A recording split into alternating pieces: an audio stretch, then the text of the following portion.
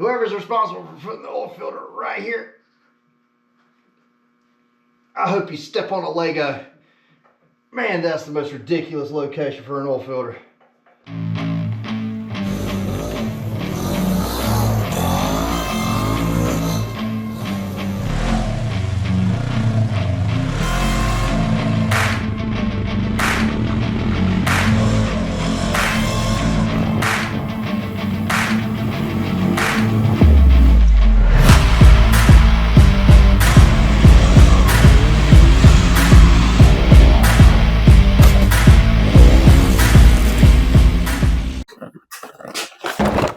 What's up, everybody? My name's Kyle and welcome to the LRT Outpost.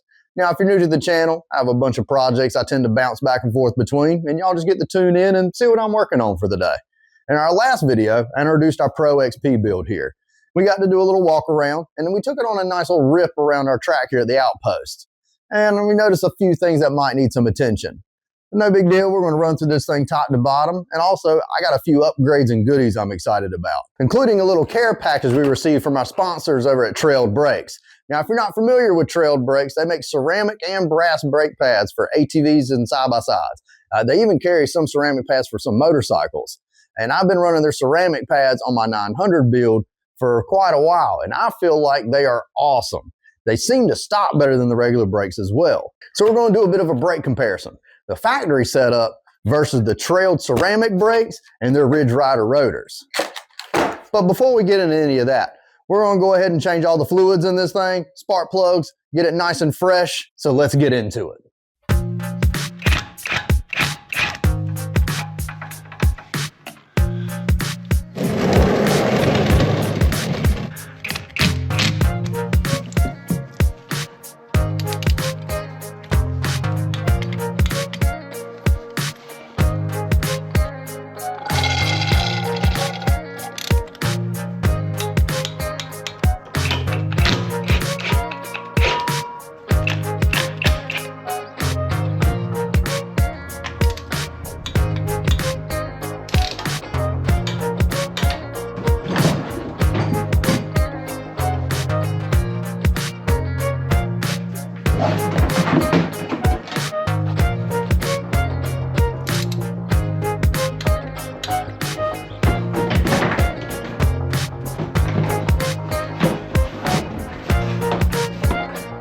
Whoever's responsible for putting the oil filter right here, I hope you step on a Lego.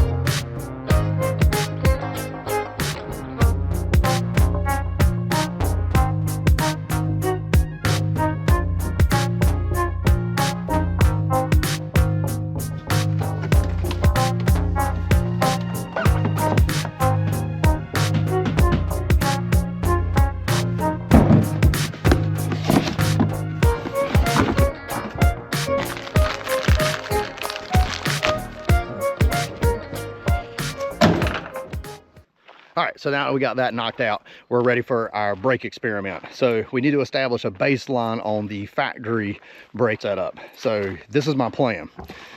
I'm gonna come down our straightaway here around this turn. That should give me enough speed to hit about, my goal is to hit about 40 miles an hour. This is my little marker flag, and I got a tape measuring out all the way down here. So my plan is when I get to this flag, or I feel like my front wheel is at the flag, I'm going to jam on the brakes, and where my front tire stop, I'm going to take a measurement. And I'm going to do this, I think, 5 times and average it out just to compensate for human error, because I'm probably not going to be able to stop the same spot. I'm probably not going to be perfectly at 40 miles an hour every time, things like that. So to try to balance that out, I felt like doing an average would be best. Then once we do that, we're going to pull the RZR back in the shop, swap over the trailed ceramic brakes and rotors, and then do it again, and we're going to see which one's better.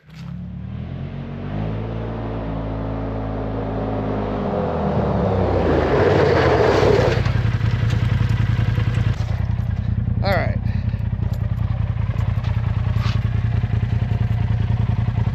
Getting right down on it, we're at about 29 feet 6 inches. And I'm trying to eyeball it where the tire's making contact with the pavement. So now we're going to do that 4 more times.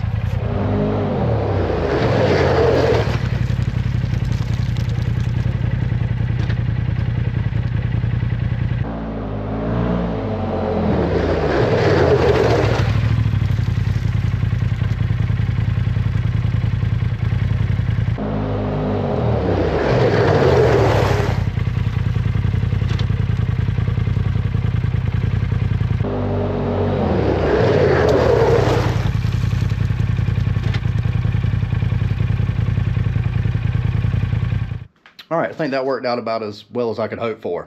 I was doing my best to not lock the tires up. I was trying to brake as hard as I could without purposely like locking them up.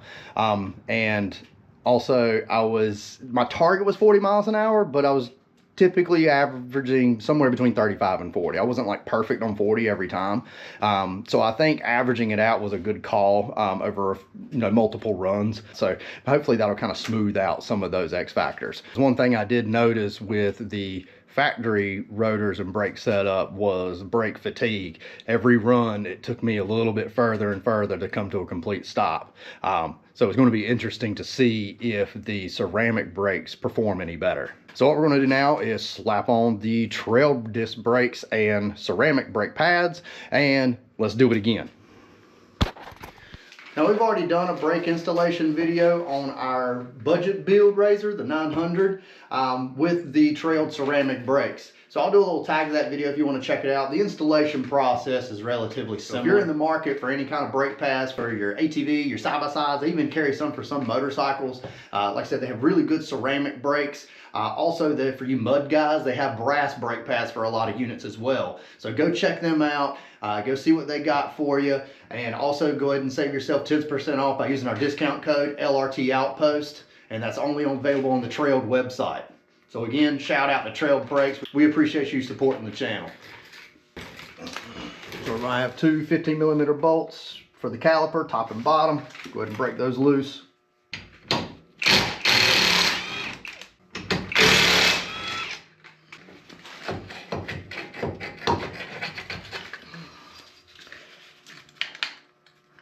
Alright, our factory pads definitely still had a lot of life left in them, so I think this is still going to turn out to be a pretty good test. So to get these pads out, basically you got a little set screw here. It is an Allen, so we're going to take that out. And it's real small, so be careful. It's like a little cap. And that should give us enough room for this slide pin here.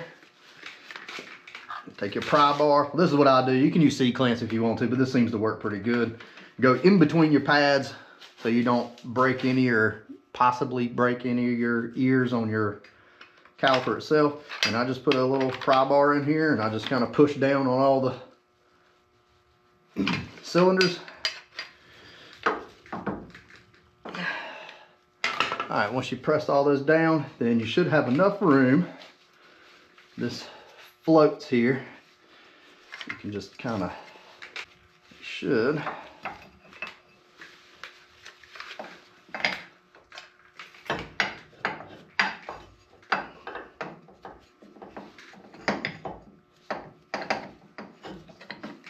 Slide on out. It takes a little finagling. You got like a little tab. Hooks on this little slide pin right here. Just kind of work it a little bit. Can be a little annoying sometimes, but you just kind of finagle it. And there's just enough room to slip them out. There we go. I usually take this opportunity to go ahead and kind of clean this out real good. These aren't that bad.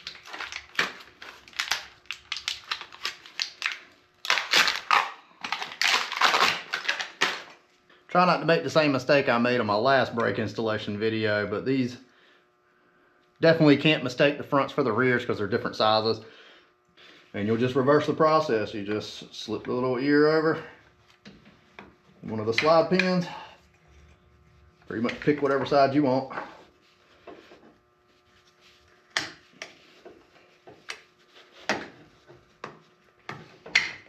Yep, there's one. Oops, make sure you're doing them the right way. There we go.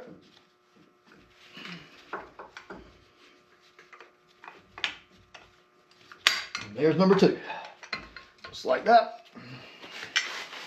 Put your set screw back in. Make sure we go back and tighten those up. All right, and actually we're gonna just set our brake caliper out of the way for now, because we need to take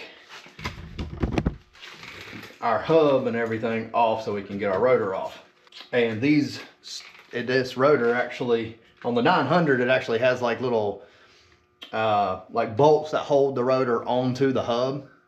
So that makes it nice and easy. These a little bit more aggravating because these actually use the wheel studs pressed into the hub to hold the disc to the hub. So it's gonna be a little bit more work. It's not a big deal. We have a press, we'll get to that. Actually, I think this design is really better strength-wise, so I understand why they did that. And luckily, I have a press, so it's really not going to make that big of a deal. So we'll go ahead and knock this hub off. Gonna have to take our axle nut off here. So we need to get our cotter pin out.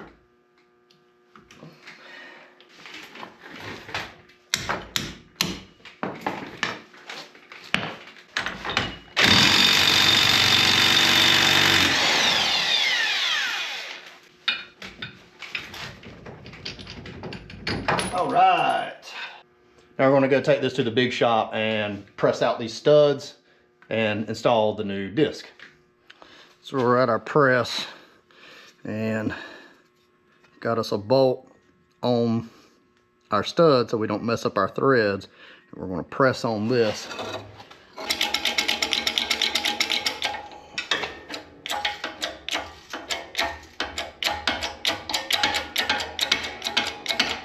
There we go.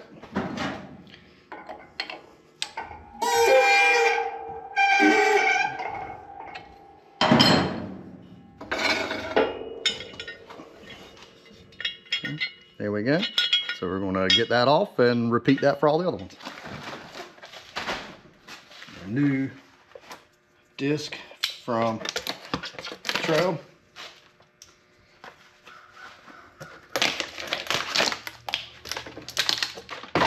Typically, I would take some brake clean and just kind of scuff this up because a lot of times with automotive replacement discs, they'll have like a coating on them to keep them from tarnishing or rusting.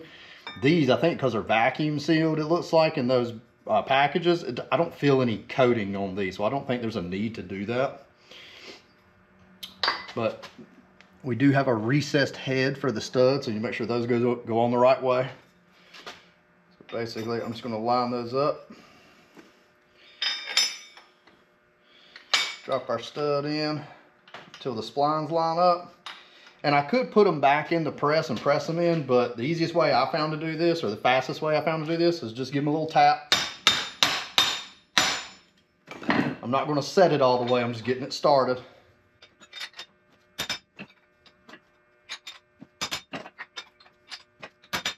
Now I'm going to take that same nut I was using on my big impact, and I'm just going to ream all these through until it sets the studs the rest of the way.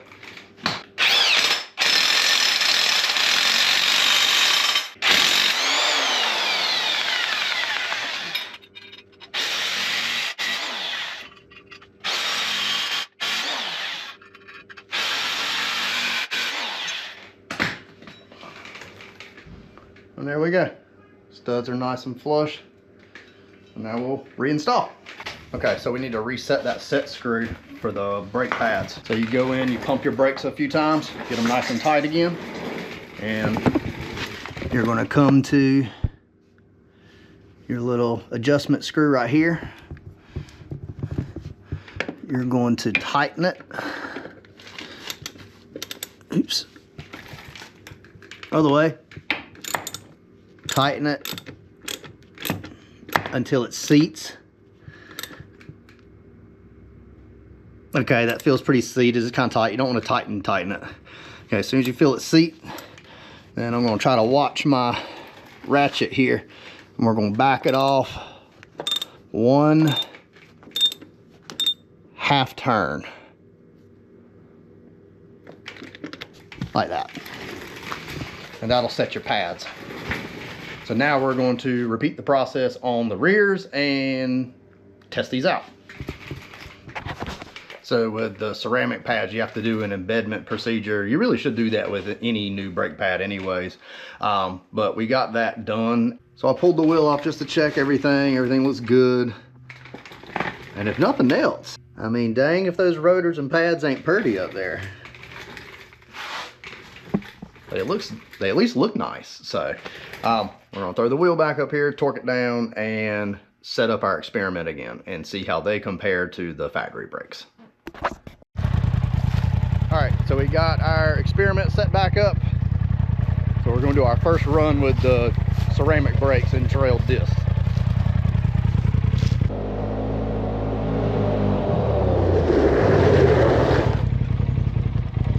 Okay, so that was a good first run with the ceramic brakes, and we're right at giving it a good eyeball here. Like 19, looking at it upside down, whoops. So 19 feet, 6 inches.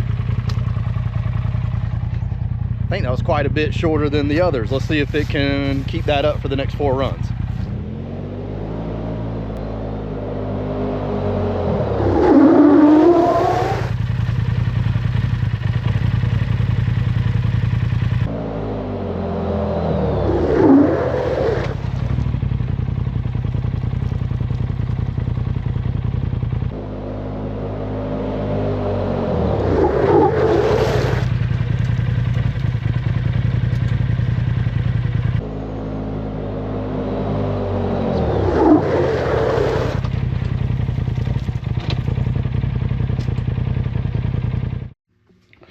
All right, so we got all of our runs in and we got our numbers totaled up.